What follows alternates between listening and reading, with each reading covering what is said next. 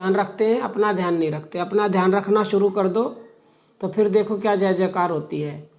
जो हमारे शरीर में 10 दरवाजे हैं, 9 दरवाजे तो बाहर की तरफ ही है। वो आंखें बाहर का देखती हैं, कान बाहर का सुनते हैं, नाक बाहर का सूंघता है, मुंह से बाहर की चीज़ें खाते हैं। सबका जो मुंह है वो बाहर की तरफ है, इसीलिए संसार में ये मन भटकता है, बाहर की चीज़ें देखता है और बाहर ही भटकता है।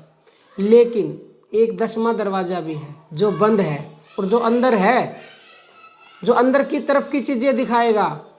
ये जो 9 के 9 द्वार हैं, ये बाहर की तरफ है, बाहर का दिखाते हैं, और बाहर केवल और केवल अधूरा सुख है, अधूरा आनंद, असत्य है सब कुछ। संसार जलाता है और अपना जो अंदर है वो आपको आनंद देता है। तो 10वें दरवाजे को खोल लो, और उसको खोलने का सर्वोत्तम तरीका है, सरल सुगम तरीका है, जो अपने आप ही हो रहा है, कोई भी उसको कर नहीं रहा है, और वो है आपकी सांसें। आपकी सांसों का घर्षण होगा सोहंग मंत्र के साथ। ऊपर जब सांस ले सो बोले, और जब छोड़े तो हंग बोले, क्योंकि लेने में सो की ध्वनि आती है और छोड़ने में हंग की। सो का मतलब शक्ति और हंग का मतलब शिव। शिव और शक्ति का मिलन करवाना है श्वासों के घर्षण से। नीचे कुंडलिनी शक्ति है। जब आप श्वासों का घर्षण शुरू करते हो, हर श्वास के साथ वो कुंडलिनी शक्ति यानी कि जो जगत जननी आध्या शक्ति है वो नीचे है, वो हर श्वास के साथ ऊपर आएगी उठ करके। जैसे आप श्वास लोगे,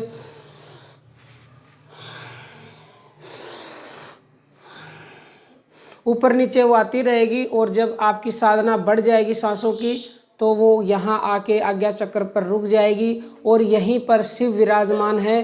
तो शिव और शक्ति का मिलन हो जाएगा, तो वो आज्ञा चक्र खुल जाएगा, 10वां द्वार।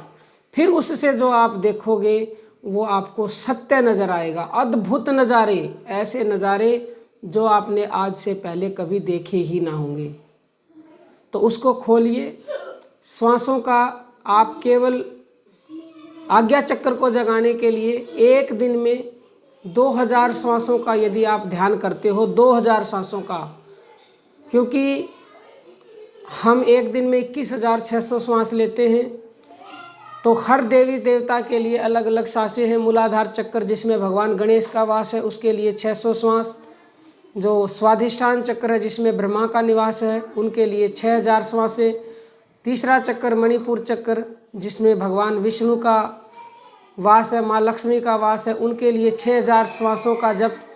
और चौथा चक्र है अनाहत चक्र जिसमें भगवान शिव का वास है, उसके लिए भी 6000 श्वासों का जप। पांचवा जो चक्र है विशुद्ध चक्र जिसमें जीव विराजमान है, उसके लिए 1000 श्वासें। और छठा जो चक्र है आज्ञा चक्र जिसमें सच्चिदानंद स्वयं विराजते हैं, तो 1000 सांसें जीवात्मा के लिए और 1000 सांसें परमात्मा के लिए, यानी कि 2000 श्वासों का आप रोज़ ध्यान करते हो तो आपका 10वां दरवाज़ा बहुत ही आसानी से खुल जाएगा, बिना ज़्यादा मेहनत के। थोड़ी मेहनत करनी पड़ेगी, ज़्यादा नहीं, क्योंकि जो श्वासें चल रही हैं बस उनके साथ आपको जुड़ना है, मन से उनको देखना शुरू करना है। यदि आप रोज़ 2000 श्वासों का ध्यान करोगे तो आपका आज्ञा चक्र खुल जाएगा, और आज्ञा चक्र खुल गया तो सारे चक्र अपने आप ही खुलते हुए चले जाते हैं, क्योंकि शक्ति नीचे से ही ऊपर जा रही है। और आप अगर आप गिन के नहीं करते हो, ऐसे ही करते रहते हो, तो अपने आप ही घर्षण होते होते 21,600 श्वासें जो होती हैं वो पूरी जिस दिन हो जाएंगी। रोज़ करनी चाहिए वैसे तो, लेकिन लगे रहो, कभी ना कभी पूरी होंगी, तो अपने आप ही फिर सारे चक्रों का भेदन हो जाएगा, शिव और शक्ति का मिलन हो जाएगा, और आपको भूत भविष्य वर्तमान का ज्ञान होने लगेगा, समस्त बीमारियां मिटने लगेंगी। जैसे जैसे शक्ति ऊपर उठेगी वैसे ही वैसे आपकी स्थिति दिन प्रतिदिन बेहतर होती चली जाएगी। तो करते रहें श्वासों का ध्यान, हर श्वास में सो हंग मन में बोलें। कोई भी किसी को नींद आती हालत सता रहा, लंबी गहरी सांसें ले, आंखें खोल ले, सीधे बैठे।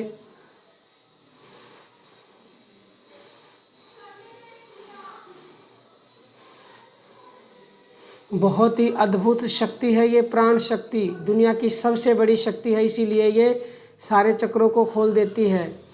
परमात्मा को भी इसी शक्ति से पाया जाता है, क्योंकि कोई भी और तरीका आप अपनाते हो उनसे आपके शरीर में दुष्प्रभाव होते हैं। ये प्राकृतिक है, इससे आपका शरीर तैयार हो जाता है उस शक्ति को झेलने के लिए, क्योंकि वो इतनी शक्ति है जब वो प्रकट होती है तो शरीर कांपता है, थर्राता है, व्यक्ति रोता है। तो आपको उन चीज़ों से डरना नहीं है, वो सब शुभ संकेत है शक्ति प्रकट होने के। भाई शक्ति में इतनी शक्ति है कि उसके लिए आपके शरीर को कांपना ही पड़ेगा, प्रकट होगी तब। डरो नहीं, निरंतरता से आप करते रहें, बहुत ही अच्छी बात है। कंटिन्यू सांसों का ध्यान करें और आज्ञा चक्र 10वें द्वार जो हमेशा बंद रहता है उसको खोलें। फिर जो आप चाहेंगे वही होगा, जो मांगेंगे वही मिलेगा।